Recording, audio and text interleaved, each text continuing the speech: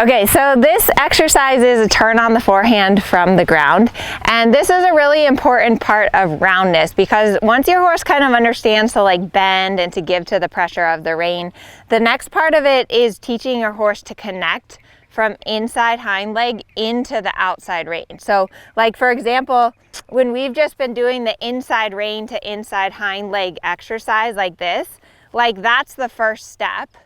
But then as you move up the levels of dressage, you need to get your horse going from inside leg into the outside rein.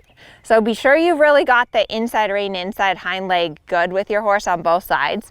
Then what you're gonna do is you're gonna introduce the outside rein. So you'll notice how now I have the reins over my horse's neck.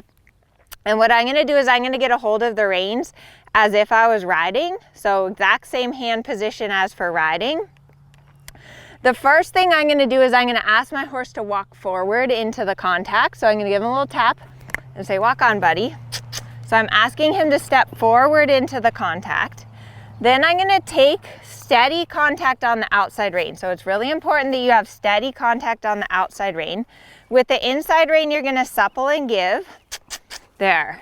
And then what I want is I want that inside hind leg stepping over and across the outside hind leg. Now the difference here is that I'm asking him to flex at the pole and stay straight in the neck. Like he has flexion a little bit to the inside, but he's straight in the neck. So it's not like in the other exercise where you're like over bending your horse like this. You see how that's easier? In this exercise, what we're starting to do is we're starting to teach our horse about connection. So notice how when his neck is straight, he has to lift his back and his withers more up. So let me explain to you exactly the aids for this turn on the forehand from the ground. First thing is to get a hold of your reins. If you have a whip, what you're gonna do is your left hand's gonna be like normal if you're riding. Your right hand, you're actually gonna hold upside down like this so that the whip is pointing up. And then the first step is to get your horse to walk forward. So walk on. I get him to walk forward into the contact.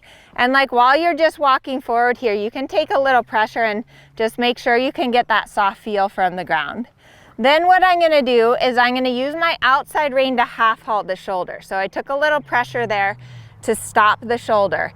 And when he stops the shoulder, then I'm gonna use my whip to drive the hind leg over. So half halt, right rein, push the left hind. Half halt, right rein, push the left hind.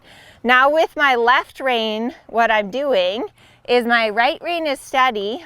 My left rein, I'm scrambling the eggs a little. So I'm moving my fingers. I'm saying get soft, get soft, get soft. Half halt right. Good boy.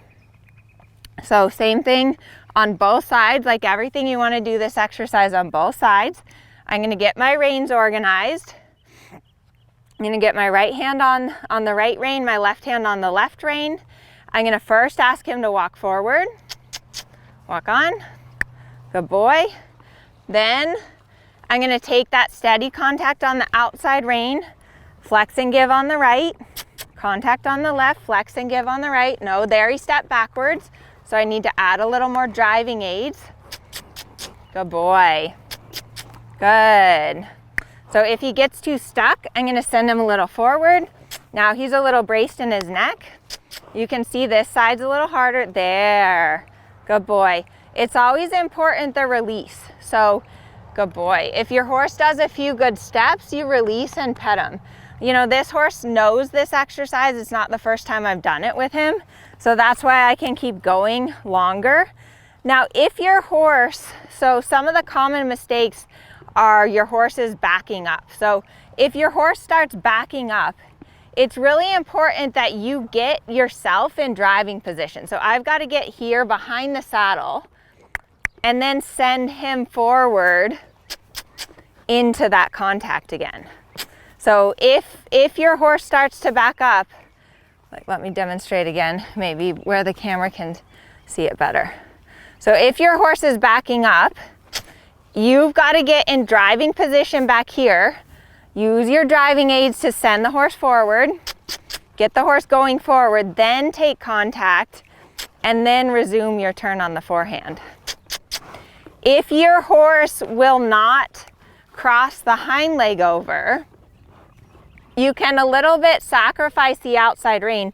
So like if I can't get him to move over, I might tip his head more to the right and then move him over. So go back to that inside rein connected to the inside hind leg exercise and just be like, hey, like move over, so that he gets this idea again, and then reintroduce the outside rein. When your horse first starts to feel the outside rein, they're gonna not understand to step forward and get round to it. They're gonna want to back up. So that's why it's really important that that you're ready with your driving aids to send your horse forward and teach them to step forward into that outside rein. Good boy. So what I would recommend with this exercise is, just like with the other bending exercises, frequent changes of direction. Get it good on one side.